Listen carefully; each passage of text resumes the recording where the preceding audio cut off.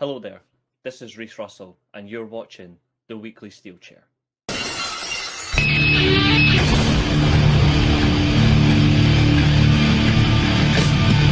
my life in the box in front of me. Take it off in my arms, it's the soul of me. You walk by, ask to see me laid face here.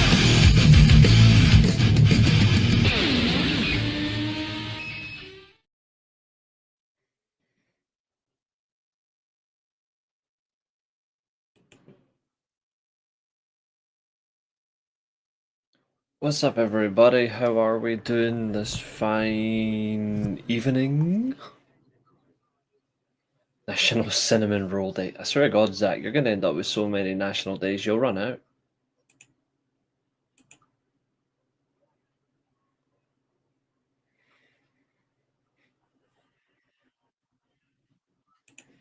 But I appreciate it, Zach. Thank you. How is everybody doing, by the way? Hope you're all doing well. Welcome to your TNA and Ring of Honor review, where it's been a really confusing day.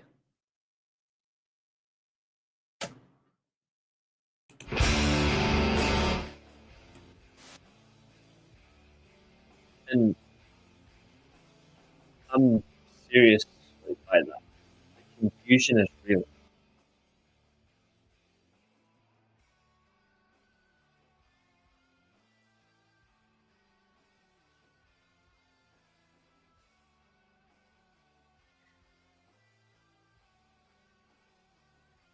Because you look at what we're going to discuss today.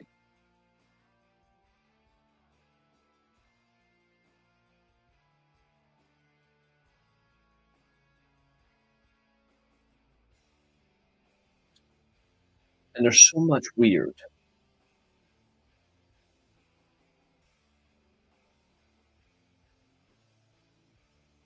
What's up, James? What's happened to beer money in recent storm? I mean, this fucking storm will certainly make us all feel weary. We do have some strange news for tonight's show that we have to go through, and we have to pay respect to someone as well, which I did not want to do, but I actually have no choice.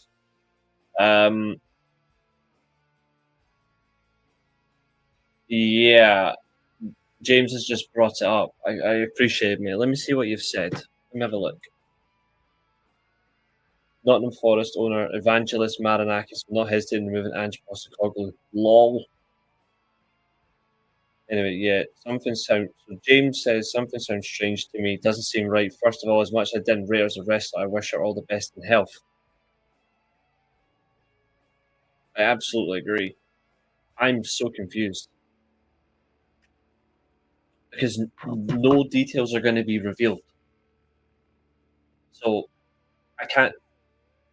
If I say something wrong, I could get liability charges.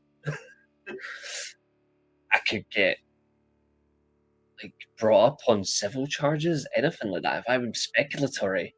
Now, before the information was released and she disappeared, we all assumed as a reaction, which you're allowed to do, we thought, okay, she's no longer champion because she might have a serious injury, it requires a long time to recover, or she might be pregnant. We can't speculate that anymore because whatever has gone wrong, we're not allowed to talk about it. Like, no one's going to get this information. Fightful are not going to get this. Body Slam, who are actually very well connected to TNA, are not going to get this information. Any random journalists within the wrestling industry are not going to get this information. The only ones that are going to get this info is Ash by Elegance, Carlos Silva, and Tommy Dreamer. We will never know. What's up, Avil? Hey, Roy Sheen. Obviously, Chester's in the chat, Glenn too. We will never know what has actually gone wrong with Ash by Elegance. And I don't know about you, folks. I'm actually kind of worried about her.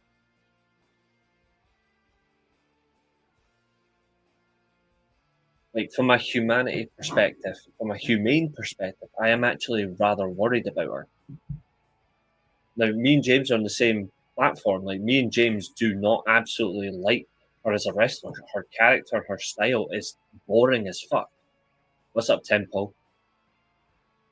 But we're not going to turn it around on her as a person. Just because we didn't like her didn't mean we want her to fail. We just didn't like her, and we'd rather not see her on TV.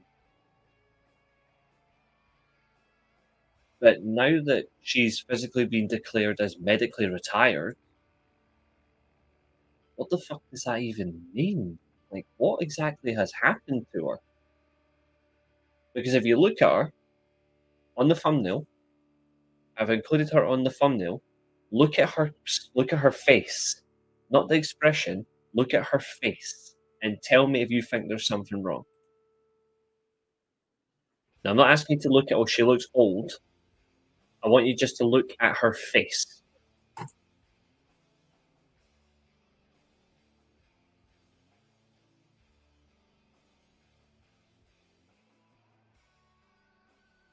Is it just me, or does something look seriously wrong?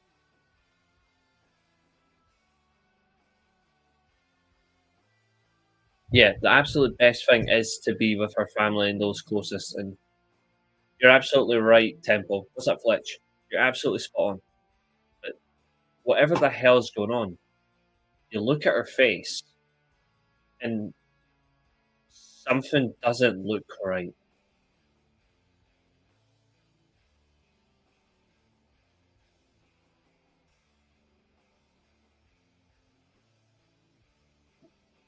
And I'm honestly confused. I wish I could pinpoint it, but I actually don't know. And I think for the sake of the wrestling world, I'm actually glad no one will know. It's quite scary. It's very scary.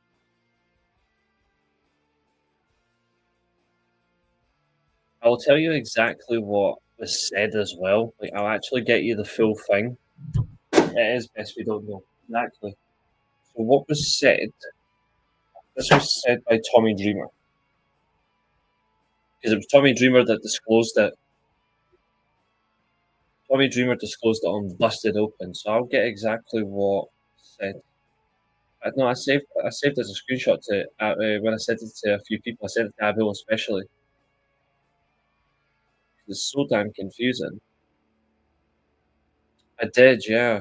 I'm still confused. Where is it?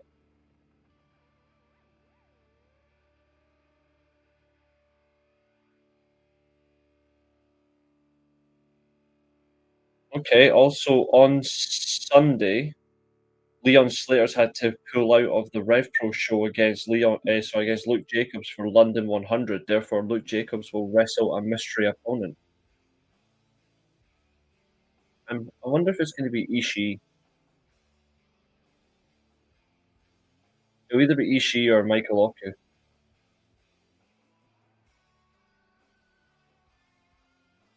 But yeah, I'm looking for it. 1 second.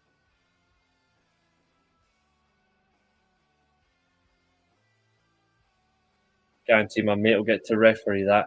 Cara Noir, maybe. Let's see. Here it is.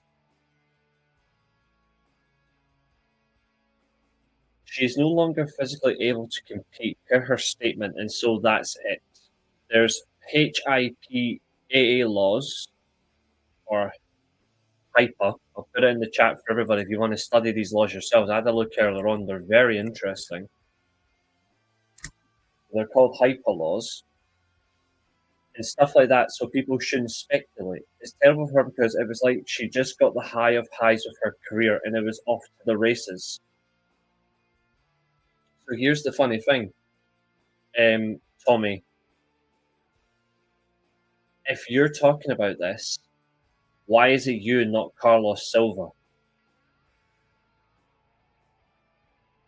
Why is Carlos Silva not doing this? Because after all, he is her boss. Something just seems very fishy to me, you know? Yet Jonathan Gresham's coming back after his double stroke, which again I think is irresponsible.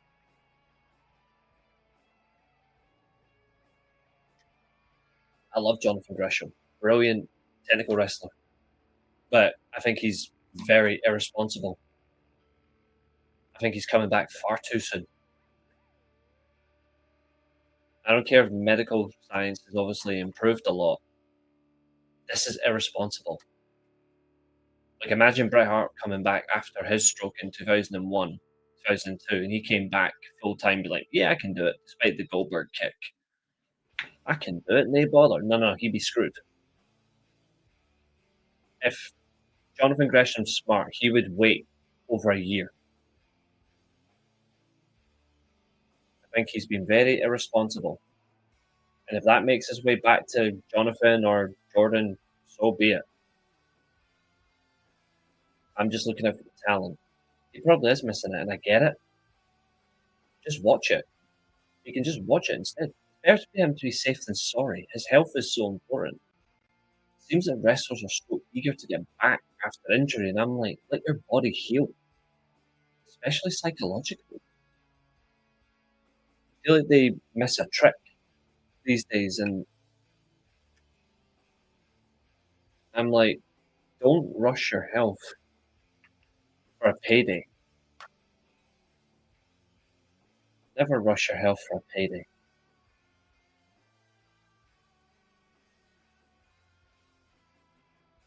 Because at the end of the day, no one's going to appreciate you. Oh yeah, no, it's adrenaline rush, 100%.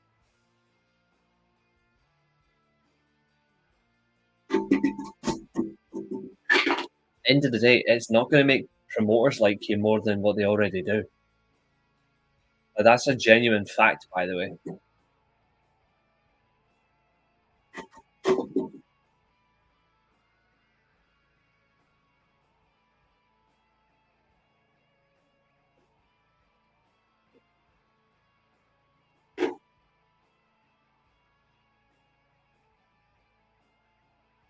I don't know.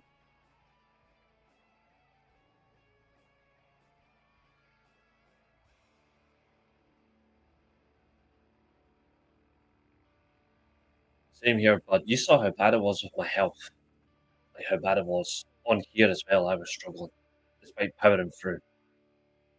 It's so bad. No one's gonna take you like no like you'll get a little bit of sympathy, but nobody's gonna appreciate you more. Like I think people forget that.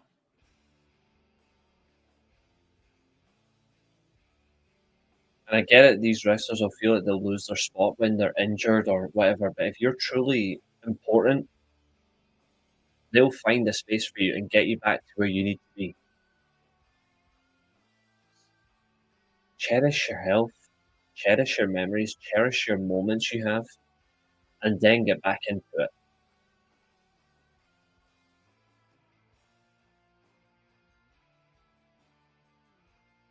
But yeah, if anyone has any more comments regarding the whole Dana Brooke slash Ash by Elegance, let me know. Just I'd love to know what else you guys are thinking because honestly, I'm beside myself. I really haven't got a clue.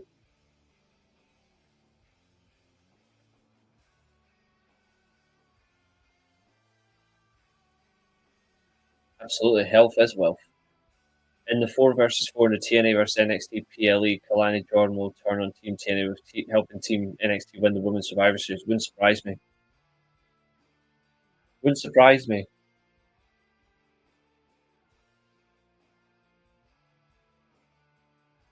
You can see it coming from a mile away. But here's the thing that stands true. It won't be good. It won't be good. On the contrary, however, last night's Impact, last night's Ring of Honor on Honor Club were actually good. They were good. But they really need to start pushing things on. TNA, I can't wish for it anymore. I wish for them to get away from NXT and WWE. I can't. I already know it's too late. So I'm gonna still try and enjoy what I can through them the best way I can. Whatever that actually means, I will try.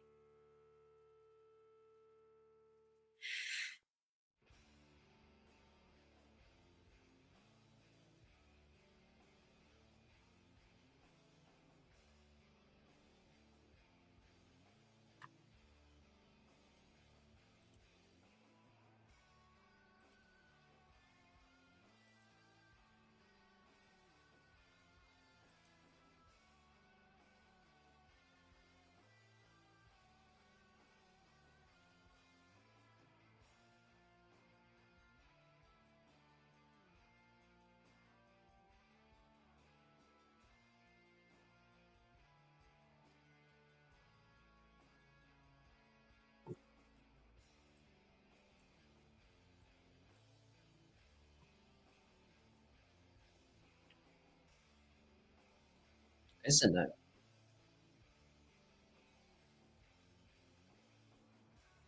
Is it now? Let's go over to our pizza correspondent.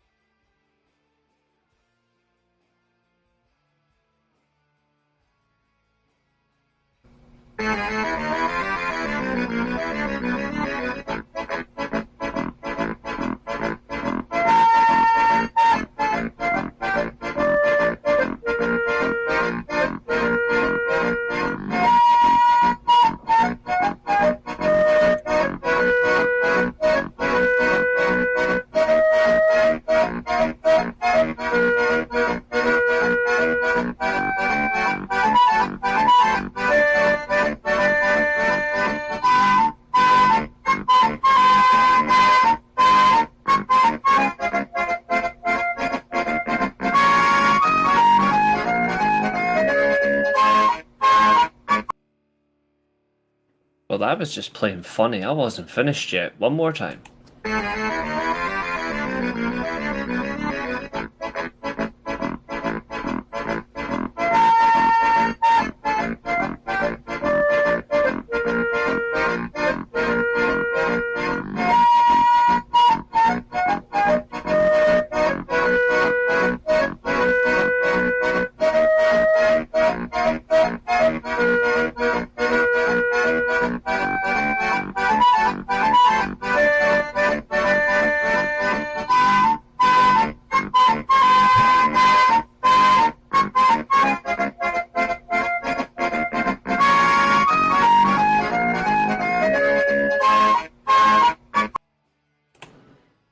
Well, that's just pure funny. That's just pure funny. Anyway, he says it's pizza time. I say it's living up time. And let's actually live up to the point of expectation. So, we've discussed Ash by Elegance. We've gave her her moment. Whatever the heck is wrong with her. Safe recovery? I don't fucking know if that's actually the right words. I really don't know what's the safe word. Maria, good to see you. Like, there's a lot of confusion, but we'll get there. Now, Maria thinks TNA was lame last night. I'll tell you what I'll say though. In some elements, it was good, but one thing I will agree on: what was lame was the show order. I think they don't know what their best order is. We need to really try and salvage it.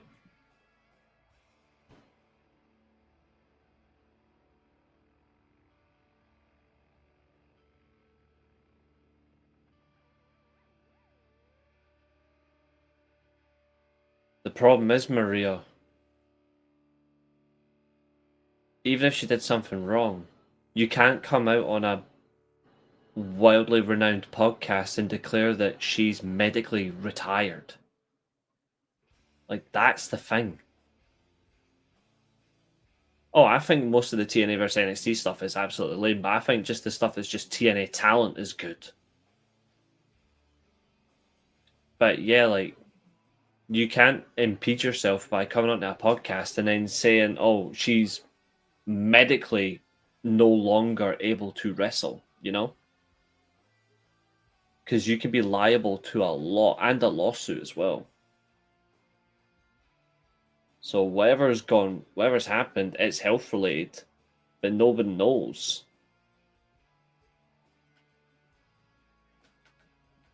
Unless she's done something on her own health that's irresponsible.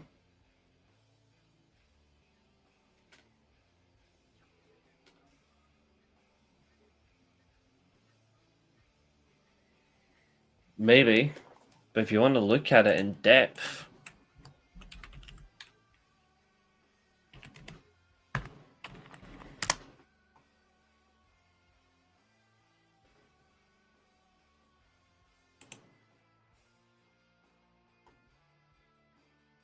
here's an example of just how bad it is for them if they fuck it up.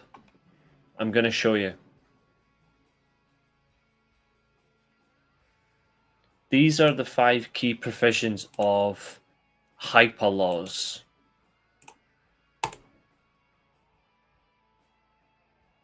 Let me zoom in for everyone to see this, because these are very important.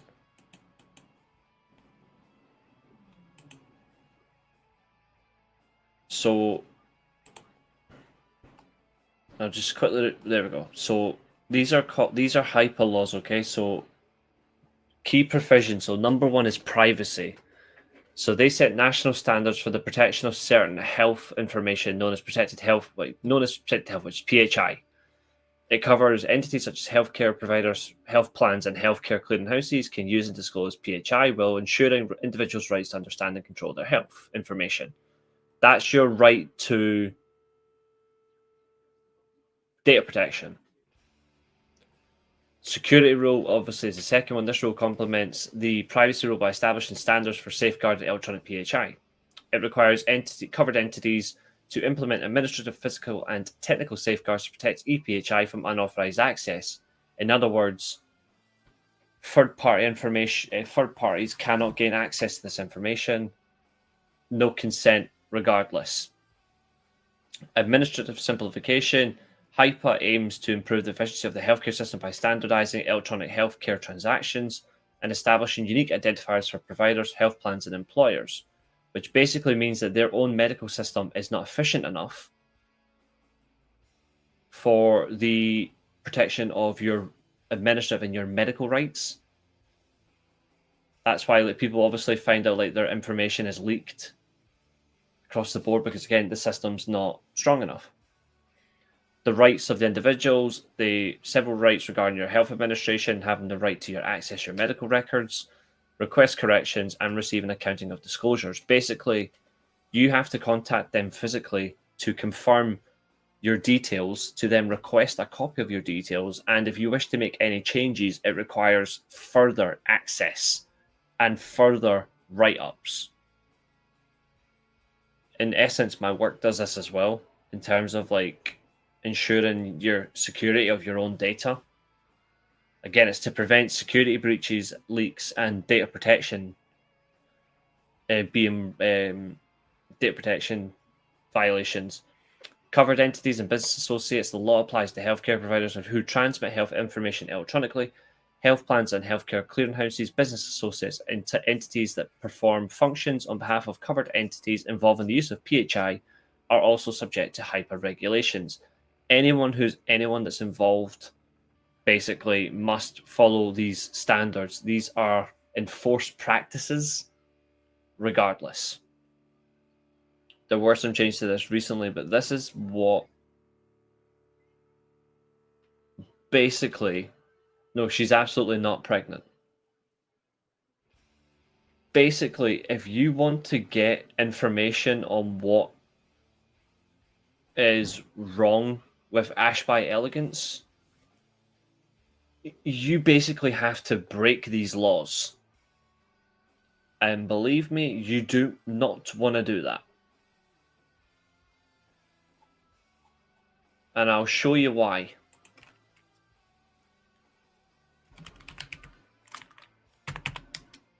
This is what will happen to you.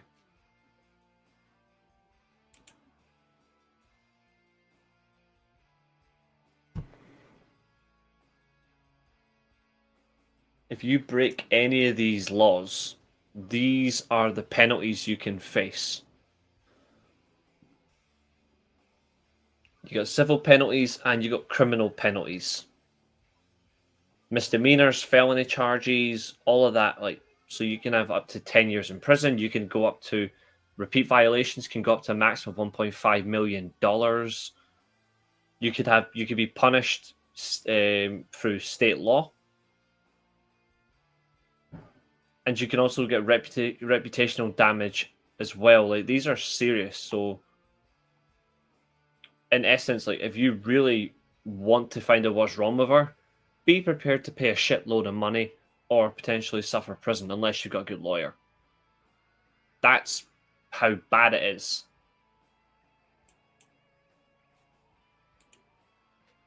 So for once, if Sean Ross Sapp wants to feed information, he's going to have to prove he's got a pair of nuts between his legs, which we all know he doesn't anyway. But that's the equivalent of you're fucked.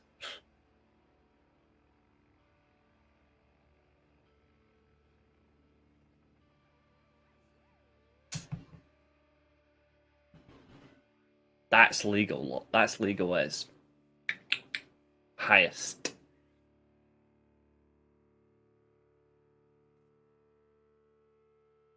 So in terms of if you think she did something wrong, nah, I don't think so.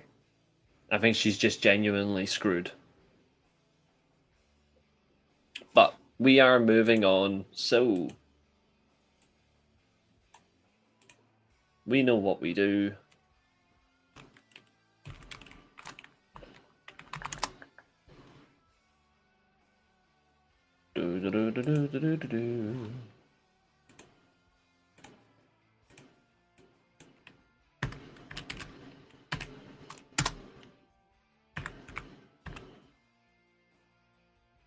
Everyone's favorite little tool.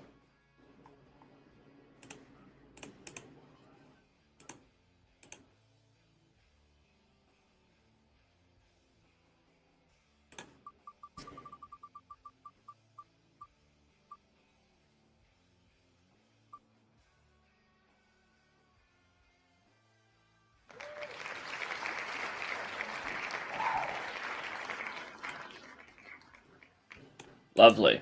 Right, so today's review will begin with TNA. We'll find out when all was revealed, whatever has happened. It has to come from high up, basically. Or if she chooses to disclose it herself. Put it this way, it's not great. So, we are going to start with TNA on this week. So, TNA. Cross the line. Cross the shelf.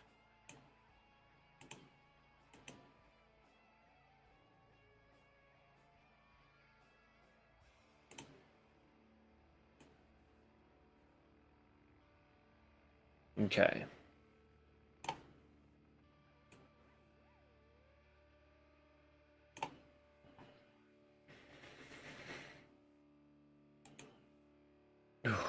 Right, ladies and gentlemen, let's get underway. So, TNA this week, your advertised card is the Inspiration versus the Elegance brand for the Knockouts Tag Team titles. The King's Speech, hosted by Frankie Kazarian. Well, actually, The King's Speech, hosted by the new international champion, Frankie Kazarian. Special guests TNA Knockouts champion Kalani Jordan. Nick Nemeth is in action against the Hometown Man. Again, why is this still a thing? Tasha Steelz is in action against the Talking Chipmunk, Alicia Edwards, and then Angel Warriors are in action. There's also a a moment with Mike Santana and the Amazing Red. Oh, and if Fernando does show, I knew I was right in the end, and I couldn't see it before, but I did find it.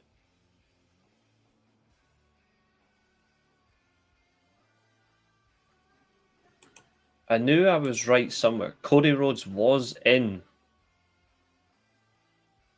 Totally not applicable, absolutely. I thought I saw Cody Rhodes in that video package, and I was right. It's from the very first Dynamite episode in the build-up to Full Gear, when Cody Rhodes knocked on the Inner Circle's door, because also in that photo, look who else is there.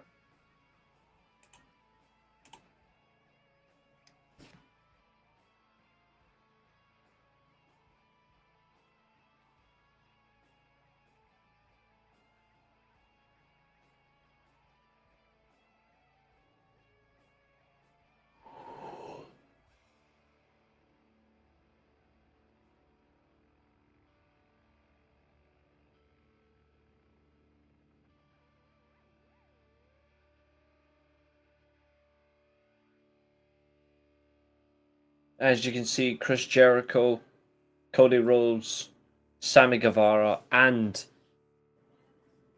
a good old Mr. Mike Santana before you get this part.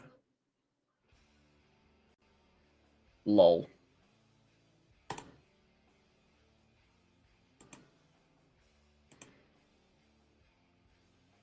But yeah, he's in the video package.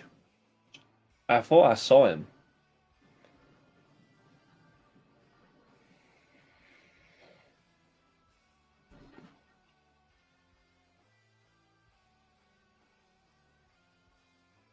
TNA begins with Mike's. Again, TNA are starting to do a WWE thing that's actually quite embarrassing. TNA talent are making their way to the arena. Mike Santana is encountered in the parking lot by Santino Marella. He tells Santana that he is physically barred from engaging with Trick Williams. Any physical confrontation is banned. It's a certain madness, but Santana does throw a spanner in the works by asking him, what if Trick Williams is the aggressor? To which he's been told, well, you can defend yourself, but be warned that your main event at Bound for Glory is a Jeopardy moment.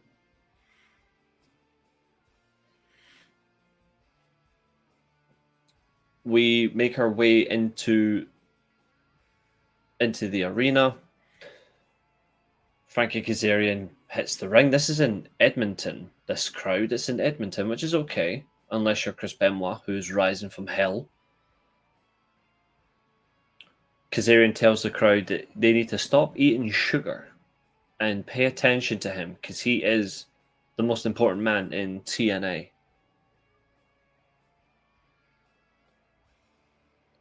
Kazarian is in his wrestling gear, telling people that he is ready.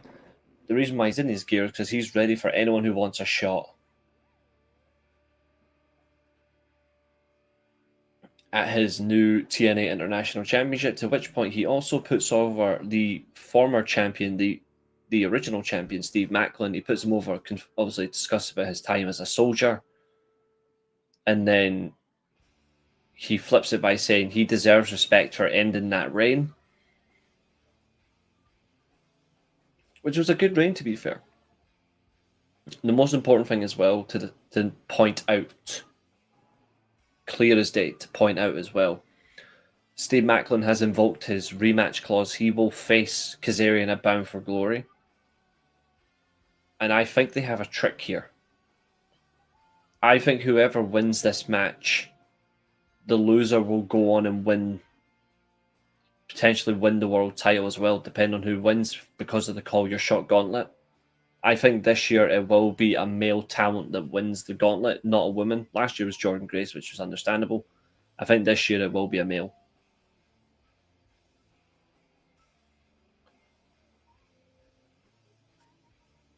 Kazarian then he brings up Trick Williams, says that he's a star.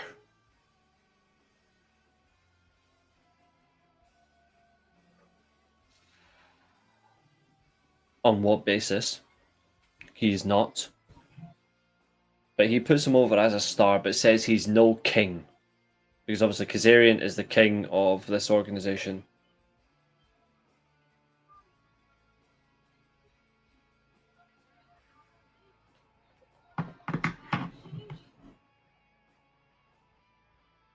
He then brings up the Hardy Boys. He mocks them for before calling out Leon Slater.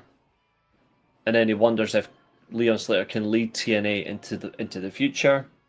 And then he welcomes his special guest, the new Knockouts World Champ Kalani Jordan, who's absolutely miserable and terrible. She enters the ring. Kaz tries to wind her up about the world title win, but she holds back, saying that this is not a fluke, and talks about her journey from gymnastics to pro wrestling. And I'm like, bitch, you can't wrestle. Crowd chants NXT, which is disgusting. And he says that the only reason Trick is the world champ is because Joe Hendry couldn't save his title reign, which is sadly true. Joe Hendry let us all down. Kazarian is actually interrupted by Trick Williams. He does show up, tells him to put some respect on his name, and he does tell him that he's the one that's been carrying 2 brands on his back. Williams says Frankie calling himself the king makes Trick the emperor.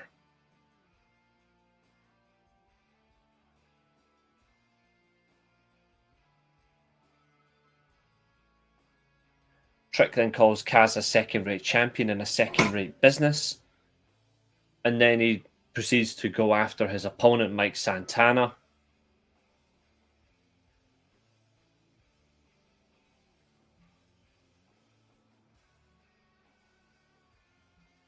And he reminds him that if Santana puts his hands on Trick Williams, the match at Bound for Glory is cancelled. Trick then calls out Leon Slater and the Hardys. Oh, I'm the same as you, mate. I'll be extremely pissed off. He calls out the Hardys. He gets 1. He gets Matt Hardy. And Matt asks a very interesting question. He asks why the men in the ring, the world champ and the international champ, why are they burying the rest of the TNA roster? Because that's what partnership to WWE means. He says that TNA is on fire because of what's going on between Santana and Leon Slater. He says no matter how hard Trick and Kaz tries to trash TNA, it won't die like Matt, which is funny. Kaz then brings up Jeff Hardy, saying he forgot Jeff wasn't allowed in Canada. Then mocks the Edmonton crowd, and if it weren't up to him, he wouldn't show up. Leon comes out. Leon says he will not sit back and watch these 2 clowns disrespect the Hardys, and Kalani tells Kaz she thought she was a special guest. Kalani says she's going to retain the championship against Indy Hartwell at Bound for Glory, to which Indy comes outside to the ring. Hartwell bothers Slater's catchphrase, saying she'll bring back the title to TNA. Kaz, Kalani, and Trick argue, to which point Santino, the Musket Man, shows up. And he confirms that there will be a 6-person tag match for this show. So it's Trick, Kalani, and Kazarian against Matt Hardy, Indy Hartwell, and Leon Slater, with Mike Santana on commentary. Long story short, this is where things go from good to bad, because the segment was good. The match was poor. And it was poor because it kept dragging on. And you can tell that too many people can't find their foot. And they don't know where their place is.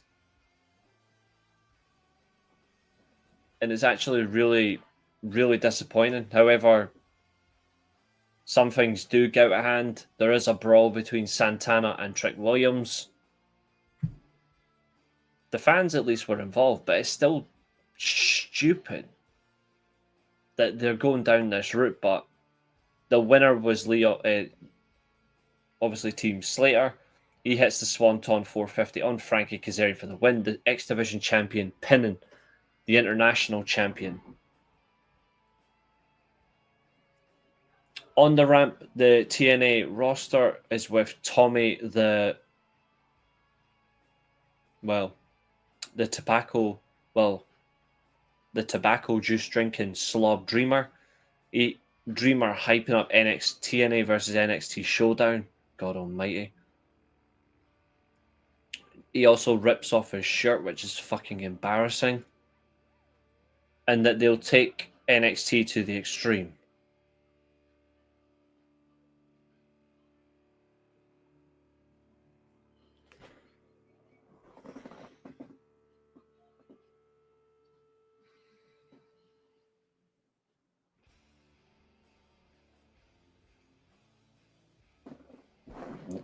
I'm actually going to physically step away for 2 seconds because that's how bad that segment was.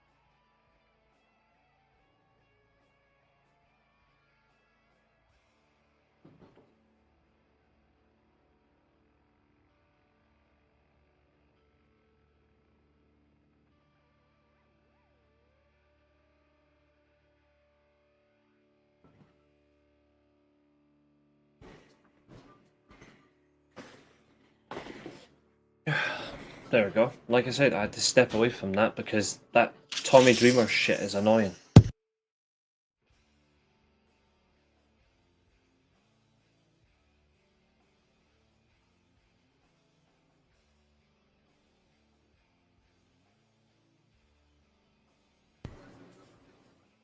We get the TNA injury report, and of course, Tom Hannafin reveals that Ash by Elegance isn't clear to compete, with her medical details being kept quiet, that there's no timeline for her return, which was then obviously later confirmed by Tommy Dreamer. She won't be back. We have a Knockouts tag team match. This is the Angel Warriors, Li Ying Lee and Zaya Brookside versus Ava Lawless and Kat Von Hees. This match isn't particularly a long one. It's quite short, and it ends with the Angel Warriors tag finish called Heaven Sent, which is actually a really feisty move.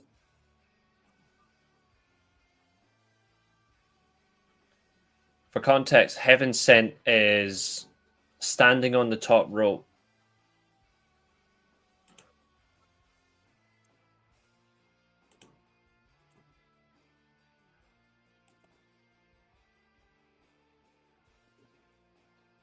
It's like a version of the Brookside Bomb, which is basically standing on the top rope going for a senton bomb, but it's assisted with the hands and then flip forward at speed. And it's a crushing move. I'll give it that. It's not a great move, but it's a useful move. Either way, it's not a long match. It's quite short, but it's good for TV time, I suppose. Joe Hendry backstage. the talking multi-haired skin machine. Joe Hendry recaps his match with Eric Young from Victory Road. He's interrupted by Santana Morel and informs Joe of his scheduled match against Eric Young next week, which is going to be no DQ. Morel says he didn't make the match, but somebody above him did. Great, so the authority figure on TNA is actually no longer someone with authority. Fucking useless. We get arguably one of the most important segments in TNA for quite some time. For the first time in a long time, the Amazing Red is back on TNA television. He comes face to face with Mike Santana and reminds him what the TNA World title means, that he has to win this and he has to bring it back. Not just for TNA, not just for his family, but for him. Santana the wrestler. Bring it back for him. And all in all, it is good. Like, it is good in the elements that this is what we're seeing. This is where they're going with. It was cool. 100%. I love Amazing Red. One of my all-time favorites. He never misses a beat, and I hope we get to see him have one last match in TNA. I really do. I don't think we will, though, but it would be nice. Up next, returning back to the Impact Zone, well, the modern Impact Zone, I should say, not the cool version. The Hometown Man. Oh, his matches back in the day were top tier. Every time that he wrestled, you knew that you were in for a special treat. So good. Hometown Man is in action next against Nick Nemeth. Nick Nemeth gets the win with the Danger Zone, but this match is just pointless. Why is Cody Deaner still employed? Like, what drugs is he smuggling into TNA to keep his job? Because I'm sorry, but he's awful. And this gimmick has gone on long enough. Like, I'm actually sick and tired of it. And I feel like there's no flip the switch on it. You know what I mean? After the victory, the Nemeths gang up on Hometown Man. Matt Cardona shows up to make the save. And the Nemeths absolutely brutalize him.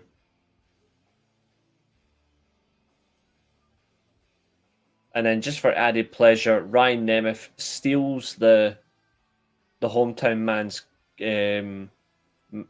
mask to cap off the segment, which again is so shit. Sup, Fernando?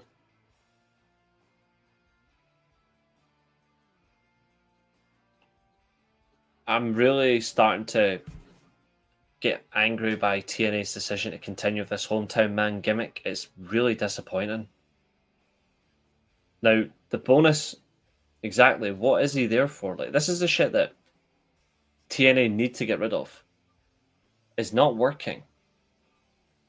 Like, it's actually bugging the shit out of people. And I'm like, why are you still doing this? Get him gone.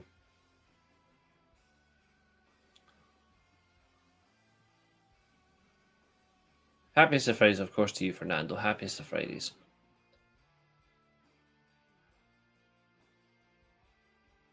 Nick Nemeth, at least, he knows how to get a good match out of people, and he does make a salvageable match.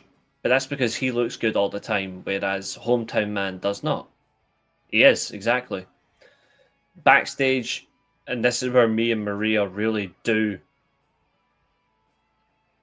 have something in common. The dislike for what's about to happen next.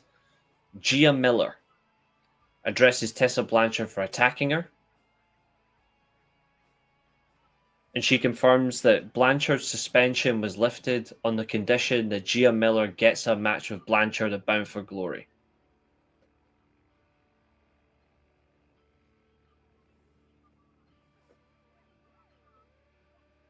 This is a an announcer who's getting in the ring at Bound for Glory to wrestle Tessa Blanchard. These revenge angles are absolutely shit. And this is, I agree, it's absolutely stupid. It's fucking stupid.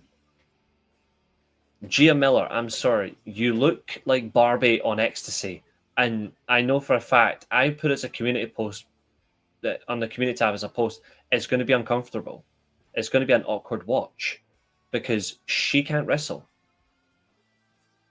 This is going to be horrible. And I'm not looking forward to it at all. Like, I'm really not looking forward to it. I hope it's on the countdown show. This better not be on the main card. Otherwise, they're idiots. Yeah, so would I. Like, I would rather... This is how much I don't want this match. I would rather want the talking chipmunk in the ring.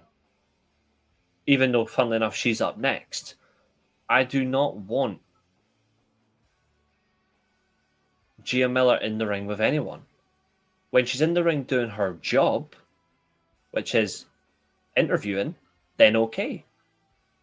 But not attack angles, not interference angles, and certainly not a match.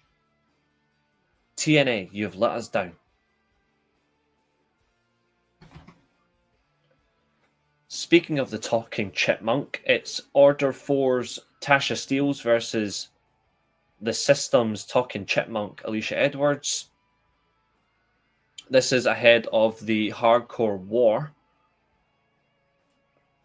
in a couple of weeks' time at Bound for Glory.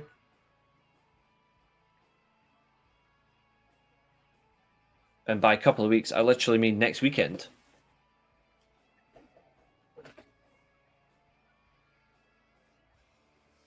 This match obviously is a great win for Tasha Steelz. Just kidding, she does not. Alicia Edwards wins this with the pedigree. The wrong winner, which I'm quite surprised by, but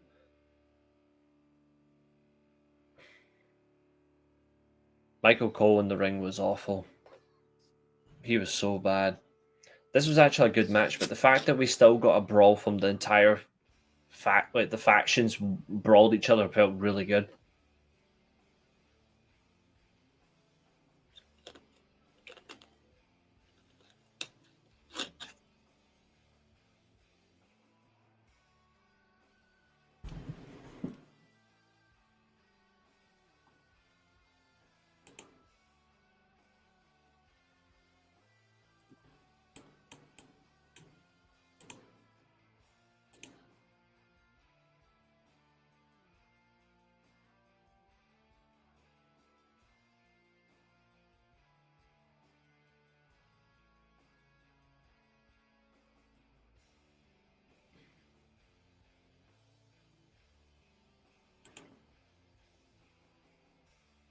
Yeah, she is.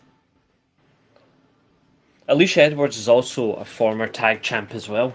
That's the weird thing. Oh yeah, very bad.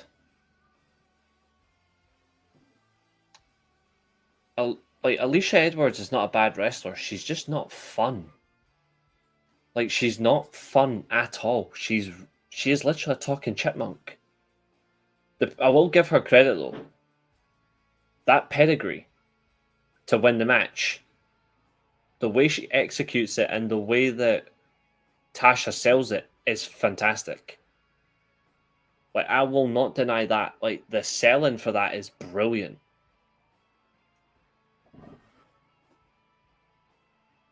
But this does end with the System standing tall. The System do get the last laugh in the brawl. Very intriguing. And of course, backstage, Victoria Crawford, better known as Alicia Fox, is with Tessa Blanchard, sniffing glue, calling out Gia Miller for the challenge for Bound for Glory. She tells her if anyone could carry Miller to a solid match, it's Blanchard. I mean, The fact that we're getting this is a joke. Ahead of the main event, we get a confirmation of next week's show. So next week is the Bound for Glory Go Home show, and this is your card. Johnny Dango Curtis of the System versus Order 4's leader Mustafa Ali. Leon Slater calls out his Bound for Glory opponent Javon Evans.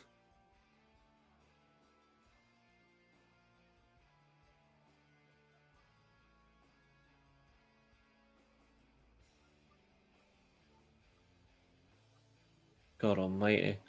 Matt Cardona is in the ring with Ryan Nemeth. TNA World Fraud Trick Williams is advertised to appear. And then what's likely to be the main event, Joe Hendry versus Eric Young, no disqualification. It's absolutely not getting any better. That match is going to suck. And I feel sorry for Leon Slater that he's got to work with an absolute bum. Because Javon Evans is crap. He can't do anything that's actually remotely interesting. For the first time in a long time, I'm going to hate an X Division title match. Because he's bouncy. You're a fucking fraud, mate. You're that good that Ricky Saints won the title that you were supposed to be winning.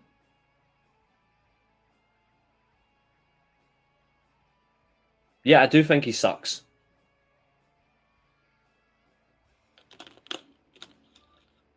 He's just like Carmelo Hayes. He's just a taller, weird-haired version of Carmelo Hayes. Nothing unique about him. Nothing special. There's too many like him. And that's actually a problem. This is why the NXT men's roster is shit. Because there's too many similar people. Unless you're Ethan Page or Obafemi, everybody's basically the same person. Which I think is actually why the NXT is not as good as people think it is. But yeah, Javon Evans, nah.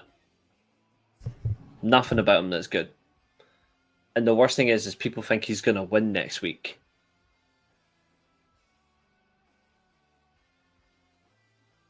God forbid if that happens, we're doomed.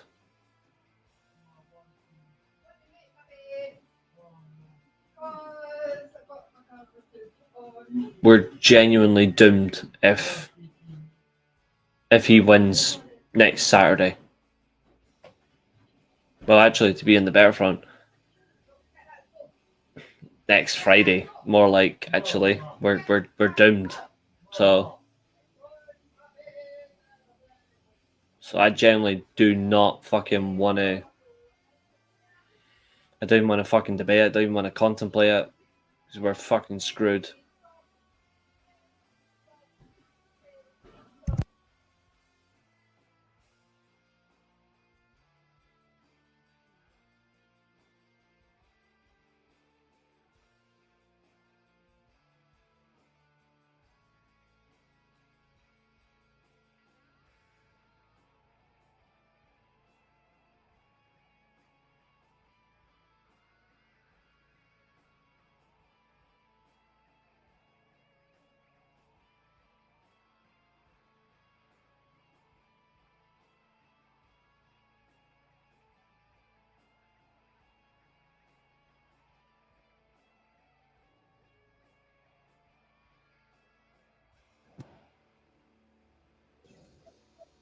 Yeah, no, I'm looking forward to it. I think it's going to be a really good documentary. Because it's got Raven in it, of course it's going to be good. I knew it was already coming out in November anyway. I've been keeping tabs on it.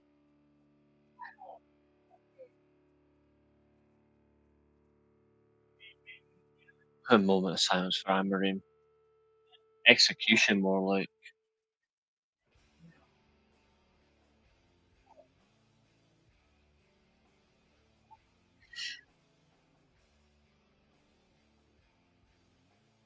Okay. Hmm.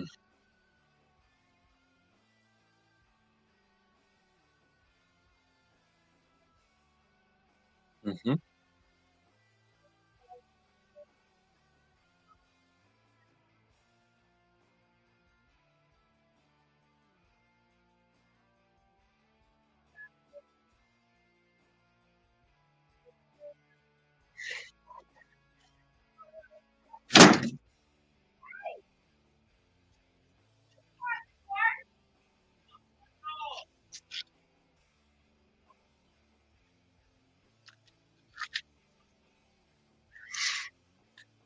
what were the top highlights of Raven's career? The Dreamer feud, losing the Dreamer actually, winning the ECW title, his debut in WCW,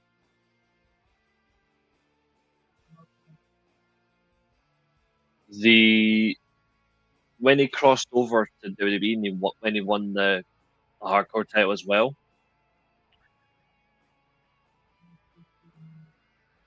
winning the tag titles as well was just incredible.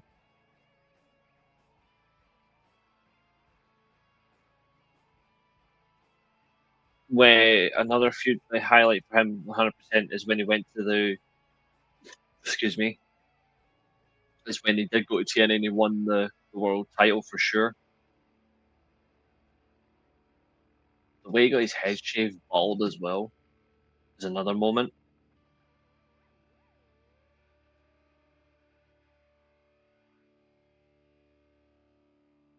Just incredible, was awesome. I agree though, it was a massive mistake. The only place he worked, in my opinion, really well was at Independence, ECW, and TNA. I don't think, even though he won things in those companies, he didn't establish himself in WCW or WWE. They failed him, horribly failed him.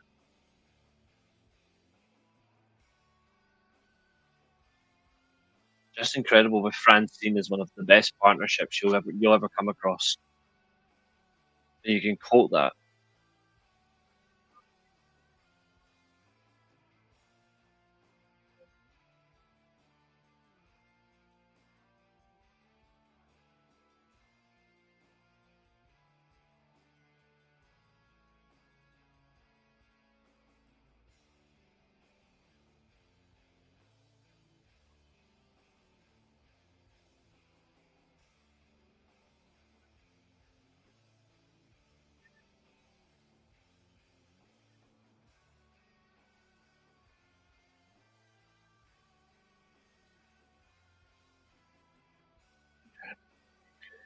WWE do fail a lot of wrestlers, and a lot of people got upset by the post that I made. Guess what? I don't care. I don't care if people got upset by the fact that I said that there's so much shit wrong with WWE. Guess what? The truth hurts.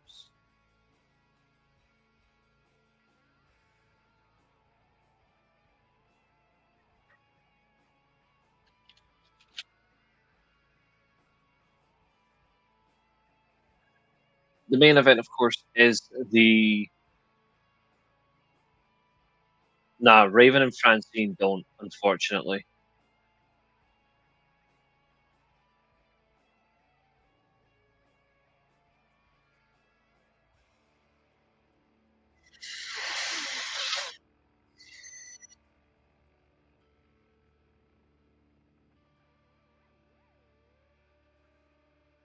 The Knockouts title is sorry, not Knockouts title. The Knockouts tag team titles are defended in the main event.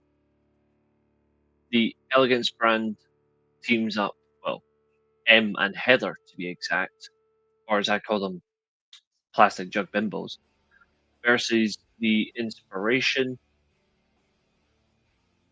which is not a bad thing. Abo and no, in your head, yes. You sick freak.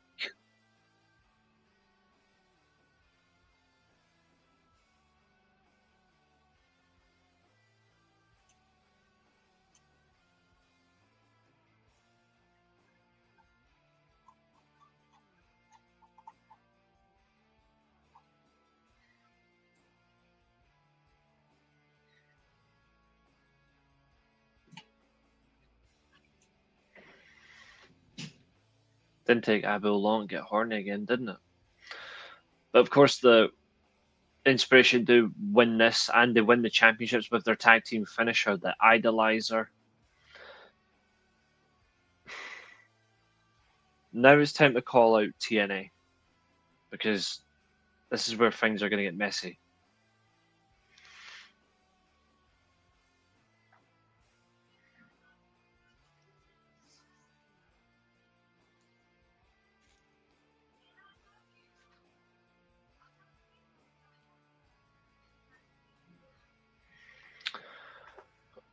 This whole show was very heavy on segments. They are taking away TNA's enjoyment and they're revamping it a WWE style show. TNA used to do segments, but they weren't heavy. They were just good. Like they were good segments. They didn't drag on.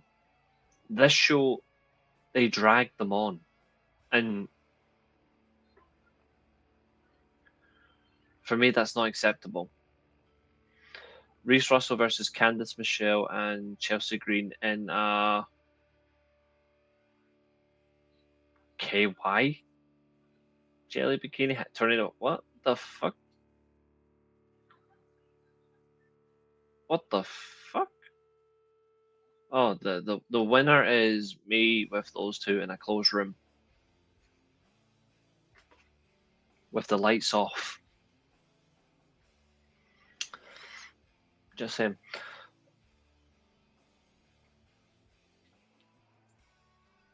Turning your show into this is a problem, and that needs to end.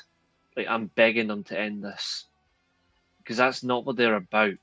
They don't drag segments on, but they're being made to drag it for this. TNA, please get some fucking self-respect. To quote the Joker, what happened? Did your balls drop off?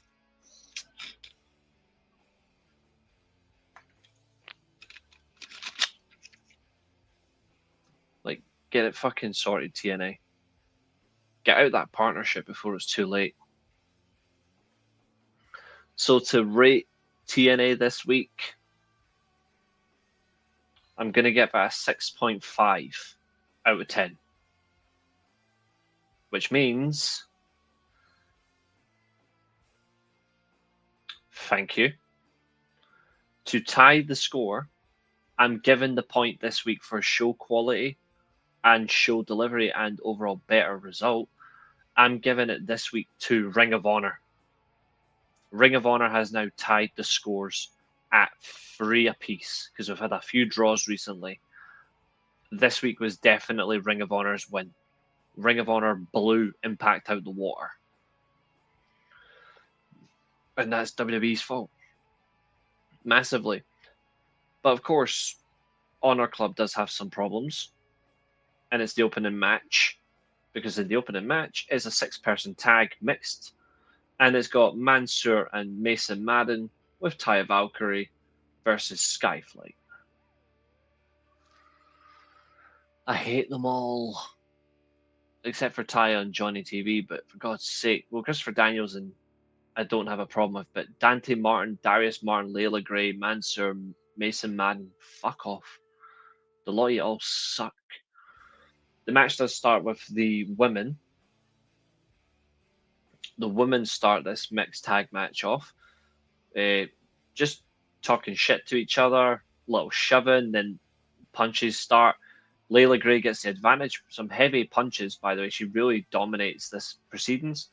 Mansoor, however, when Valkyrie's in the corner, tags himself in. Darius Martin is then forced into the ring. Mansoor grabs a headlock and is rolled around the ring, only for Mansoor to then decide, after doing a little bit of his headlock, he's just going to pose. That's what I think of Mansoor. Darius hits an atomic drop, assisted by Dante, who tags in and hits a high kick on the tagged in Madden. Madden, being an absolute giant that can't wrestle anyway, does use his size and throws Dante around the ring and then hits a sit-out powerbomb, which I admit is very nice. Mansoor gets tied back in, he hits a scoop slam. Then he throws Dante out the ring into Madden's arms. Mansoor then hits a crossbody. An assisted crossbody, and they throw him back in the ring. And then some really cringe offense for that. Dante, to regain some composure any way he can, he starts hitting super kick after super kick after super kick after super kick after super kick after super kick after super kick after super kick after super kick after super kick after super kick. tags in Darius, who hits a follow-away slam on Mansoor, then the elbow. Valkyrie tags in, and she gets blown up by Layla Gray. And then the match ends with a high front suplex from a double super kick, then the high front suplex as well, gets the pin on Mansoor. A victory for Skyflight. Bar the talent involved, which are a bunch of duds, this match is rather decent, so I credit them for at least trying. The problem is, I just don't care about them. I don't care. Hola Tina. Up next, we have Rosario Grillo and Chance Profit versus the Workhorsemen, Anthony Henry and JD Drake. This match was okay. It's not over the top, but it was a quick one. And by quick, I literally mean high knee in the corner, then a double team submission.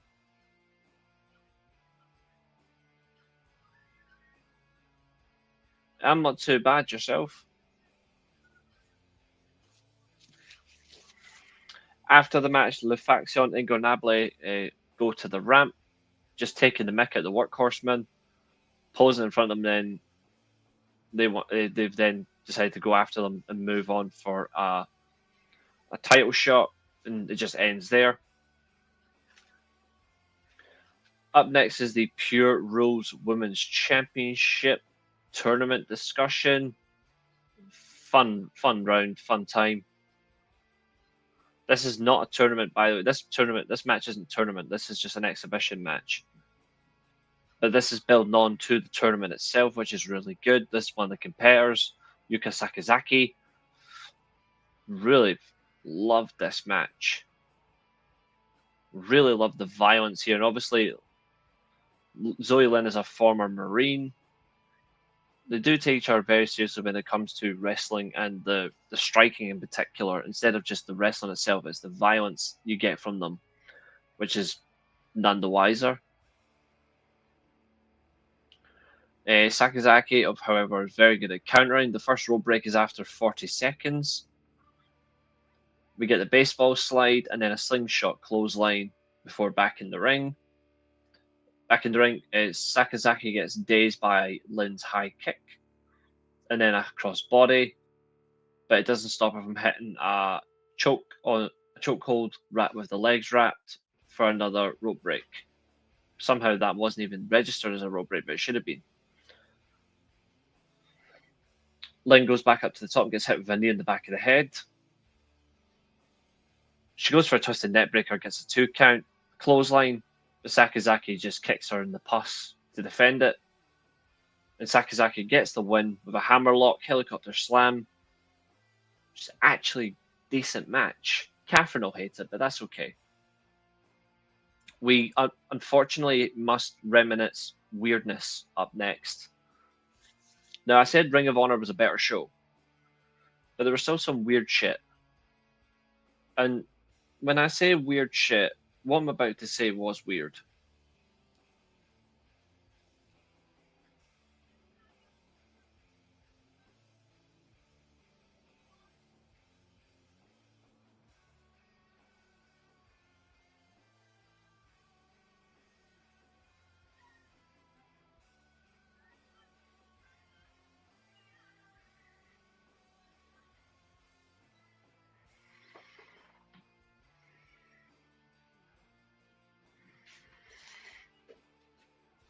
This has got to be the weirdest thing, because up next is weird, but it's weird that it actually works.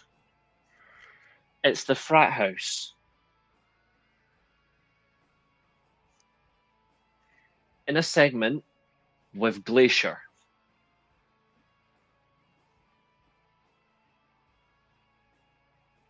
Oh, Jesus Christ, Tina, I'm so sorry. I'm sending you well wishes, alright? Jesus Christ. Oh, fucking hell. I'm so sorry. Guys, please give some, like, heart emojis in the chat for...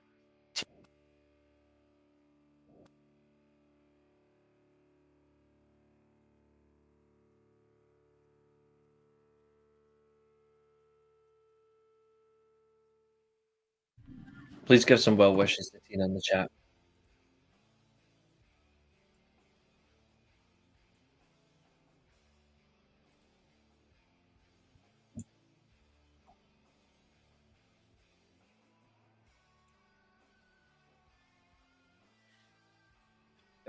We do get a segment with the frat house and Glacier, which is honestly so weird. But never thought we would ever see that happen at all. Glacier, of course, decides to just disappear. He gets a phone call and bounces. Good man, James. You're a proper good man. This was honestly weird. Nobody has Glacier on their TV in 2025 on their bingo cards, I think. We get a six-man tag match next to Frat House up against Casey King, Corey Sparks, and Nick Hankick.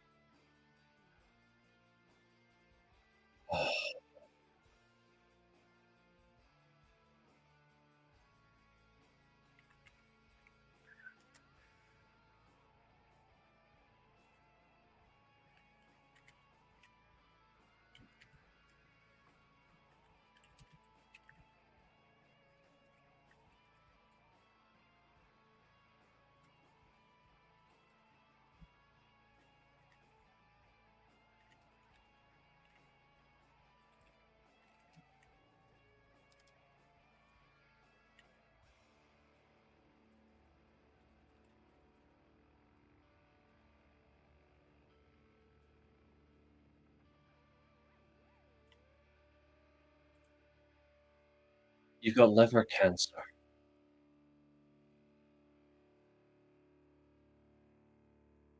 So you found out 3 weeks ago you've got liver cancer.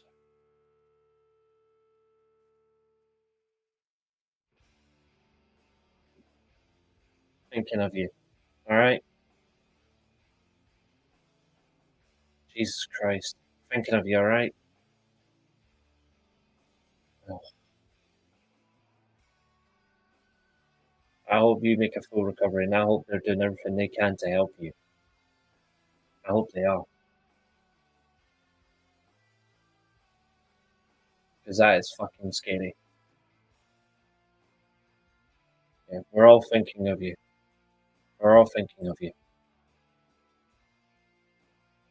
Tag match begins. Obviously, before that, we do get Jameson on the mic. Jack Jameson, although I call him Jiffy Lube. What's up, Doug? This was just a squash. Well, actually, it's not even a squash, really. It's just a beat. It's just a beat up moment. Just constantly beating him up, and then it's a 450 for the win. Nothing special. And with that out of the way, we then get LFI talking. Guevara says if the workhorsemen want the challenge and they want to win the titles, then they've got to step up. Aaron Solo's in the ring this week. He's up against Jay Lethal. Denada, Tina. Denada. Aaron Solo is in action against Jay Lethal. It's actually a very good matchup. Oh, the weather on my side is wild. I don't know how it's going to look tomorrow. Are you still going to the match tomorrow?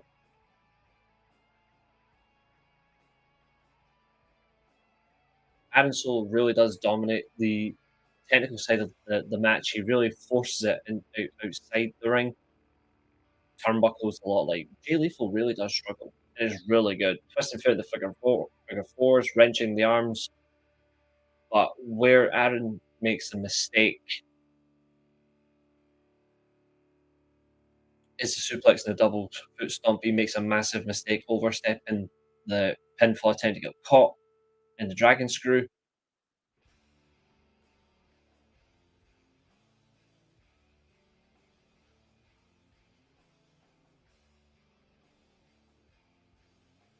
I don't know if it'll go ahead either. Like Carl did message me. We might need to sort that in the morning. because I don't know what the plan is, but the weather's not meant to be good all weekend. I think it's going to be very difficult. Jay Lethal does win after hitting the Dragon Screw, then he does get the lethal injection. We got another mixed 6-person tag. The Premier Athletes versus Cowpoke Paul, Gen Z, and Reece Ramon. Not related to me at all. Simply put, this match ends with the Premier Athletes getting the win.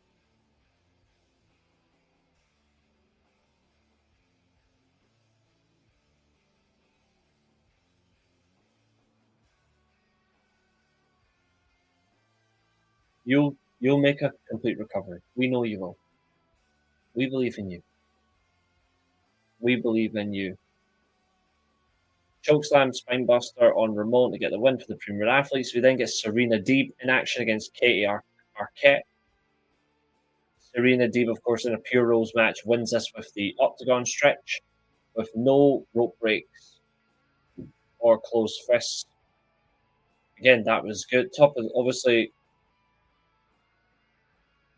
the plan is simple. Yuka Sakazaki comes out to the ramp. She encounters Deeb ahead of the fact that we're going to get them in the tournament. The winner of their match will face Billy Starks in the semi-finals of the tournament. I can't wait for their match. And speaking of Billy Starks, main event, women's. Well, actually, it's not really the women's match, but main event, but it's one of them.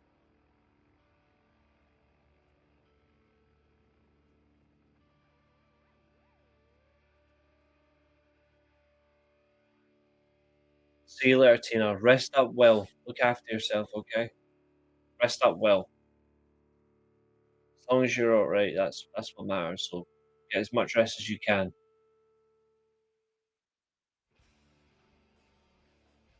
We get a match between Sareee and Alex Windsor versus Billy Starks in Diamante. This is Saree's Ring of Honor debut. Very good match, but she allows Windsor to start off against Billy Starks. Good flurry matches, hard hitting, everyone gets involved. Really enjoyed it. In the end, the win would go to Sareee, who forces Diamante to tap out for the sharpshooter. We've got a match up next between Beef versus Dralistico. And Beef didn't bring the jerky, but he did get beat by a springboard knee. And then after that, Roosh chokes him out with a camera cable. The Workhorseman appears and saves him. But this was just nonsense.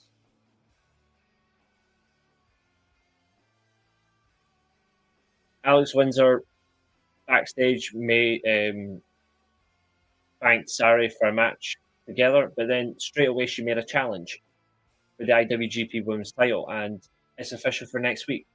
Alex Windsor versus Sareee for the IWGP Women's title. How he's making that, I don't know. And then in the main event, we have AR Fox versus Johnny TV.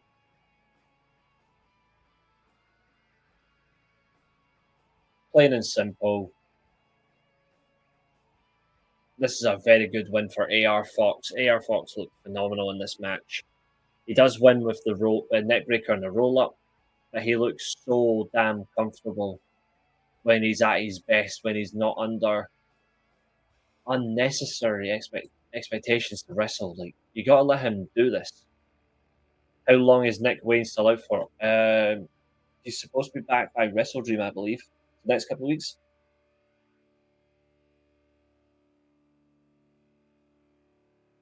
I think he'll be next couple of weeks, yeah. Especially because they need to have that championship back on TV, back competitively. But overall, I did enjoy what we got. This was really well done. Talking points for Ring of Honor, of course, is we need to see more feuds building between the product. The product is good. They've got a good roster, apart from MXM and the Workhorsemen and the Frat House. But they have good...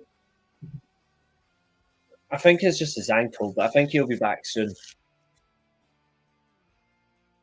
I mean, after all, My new speaker that I got through my work rewards. I paid absolutely nothing for it. Quite expensive as well. That plus my new work keyboard and mouse altogether cost me 150 quid. Out of the £165 reward that I've been saving up, so I had to finally use it. Sorry, £160. I've got 500. I've got 500 reward points left. But yeah, so in Elements, Ring of Honor needs to start building more feuds and actually have a lot. See, the thing is, TNA were heavily segment sessions. Ring of Honor needs to start adding segments to the show. They can have all the match segments all they want. They still need to add the actual interview segments, the face-to-face segments. If we don't get a lot of them, the balance isn't there. So they need to find that. TNA, don't overdo it. TNA just need their balance back. Ring of Honor, add some more. AEW, add one or two more as well, but maintain your high-quality match pacing. WWE need to add more match times and more high-quality matches to their product, less heavy on the segments and the clownish crap, and you'll see the envelopment of the product. In terms of this week, I'm giving the win still. I'm giving the win still to Ring of Honor. It was a much better show. The show order was better. The use of the talent was stronger. It was nice to see them just not being mugged about. It was nice to see. So that's my criticisms of the product. But it's not a bad thing because, like every other company, they've got faults, they've got weaknesses, but you can make them better. You just have to find a way. And this is hopefully the start. Will we find out? Who knows? But one thing is for sure tomorrow, ladies and gentlemen, is the one. Tomorrow is the next SWA show. This is pay per view number 2, Banker Break. And I, for one, am really excited. Yeah, they do get on with the action. I want to see a few more segments with them, like even like some brawls, like face to face offs, then brawls. If we get more of that, then we'll be good. But we're seeing more and more, and it's getting a lot better. Tomorrow, Banker Break. It's the pay per view show. Be there. We're gonna have some fun, and who knows? Maybe all 6 titles change hands on our show tomorrow. 14 matches. Can you handle it? We'll find out soon. But in the meantime, ladies and gentlemen, we are nearly 1 hour and 30 minutes into this show. I really do appreciate you all there. Sunday as well. Sunday, we are going to do something we've not done in a while. Tomorrow's the pay-per-view show. Sunday, I'm bringing this back. Where is it? Where is it? Where is it? Oh, have I removed? Oh, hold on. Removed it. 1 second.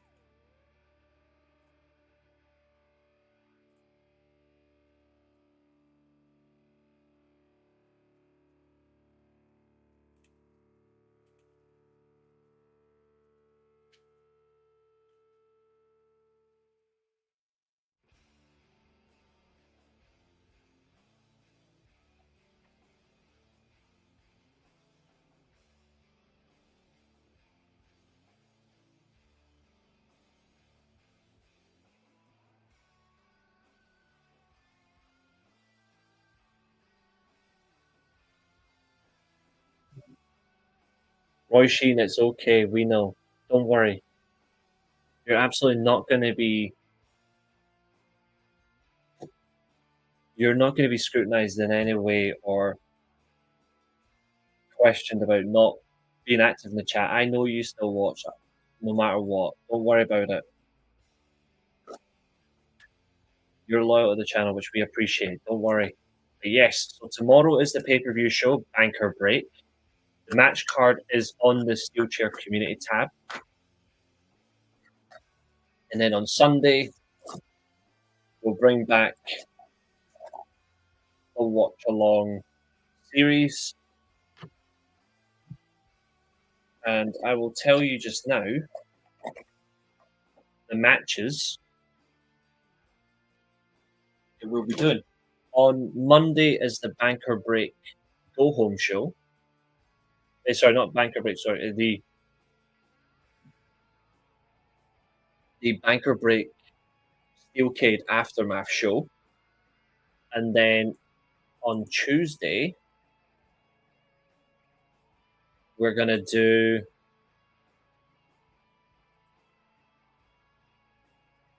another sit down with the weekly Steelchair, another chat show. That's the next couple of days. So where's our... Let me go back to Excel because it's opened up the prediction spreadsheet. It's not what I'm after. After this, I'm going to play a little bit of EAFC 26 just for a joke. Where's our... Oh, it's on the same thing. What am I doing? Hold on. Where's our watch along list?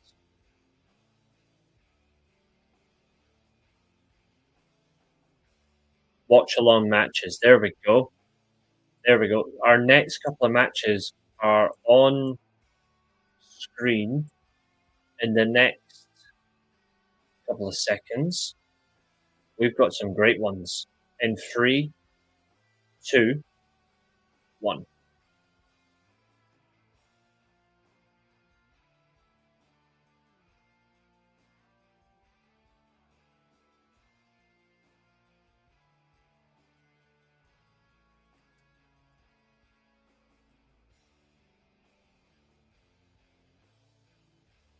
And I'm going to make it very precise for you guys. Oh, okay. TNA Bound for Glory pay-per-view marathon 2009 to 2012. They have Bound for Glory 2010 right now. RVD versus Abyss on that video. Okay.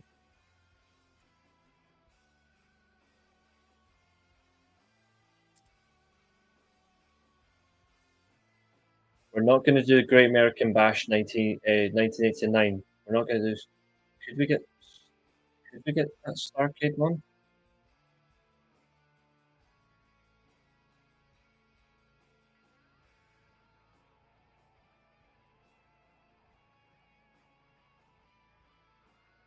There's only one that I'm after. Yeah. Let's see. Might be on match I'm after, might be on Daily Motion. So let me have a look. Those matches are good, and we're going to go through them all. This is one of my all-time favorites. I can't wait for that. Yeah, 100%. We're all every step of the way.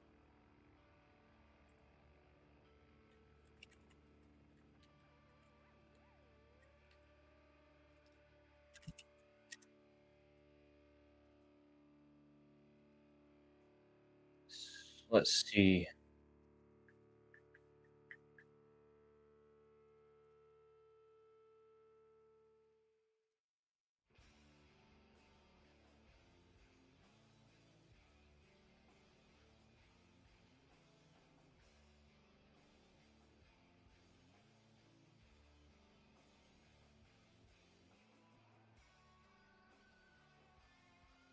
Yeah. The matches between them weren't long, so it's actually quite a short one, but it's a fun one. This is from 1991. Don't worry, Roy Sheen. Don't worry. Remember, like I said last night, remember what I said the other day?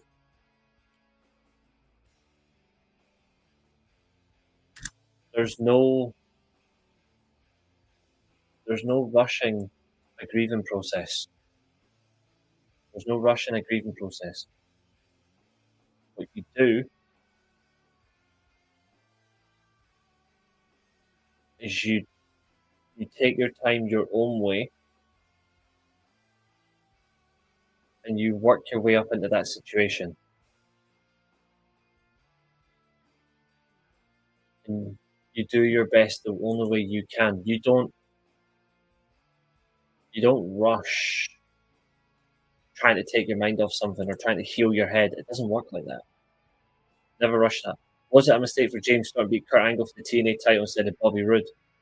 No, I actually think it was the right idea because the heel turn for Bobby would never have worked. I actually think the way they did it was bang on perfect. You're welcome. I think what they did was accurate, and I was glad they chose that route.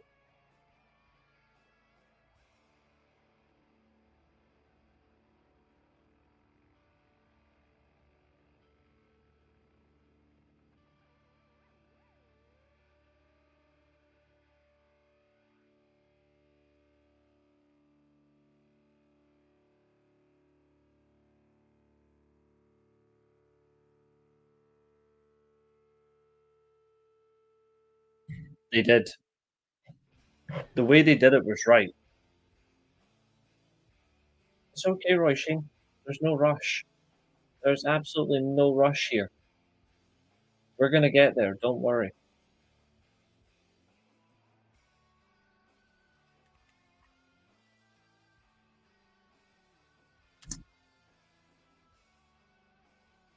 We will get there. But one thing is for sure,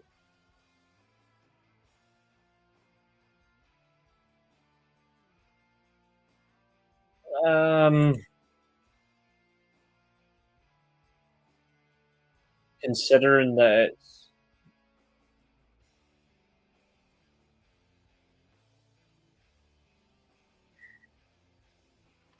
that's what they should have done in the first place, but they chose not to. They chose to use that glorious gimmick, and that was for me the downfall. Could they make it work? I don't know, but I think it only like certain things only works in one company. I think that only works in TNA. I don't think it works in. I don't think it works in WWE personally.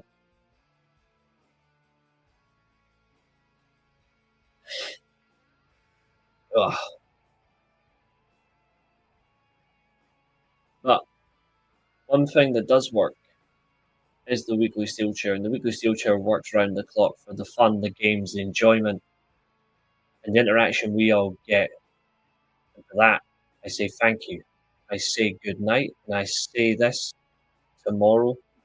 I will see you for Bank or Break on the Steel Cage. SWA is here for pay per view number 2. We are gonna rock you. Good night, everybody. See you tomorrow. And today, our time comes to an end. This has been another exciting stream. Thank you very much for watching. And also, remember, if you get cracked over the head with a steel chair, you're not going to get concussion. You're just going to come back here. Goodbye.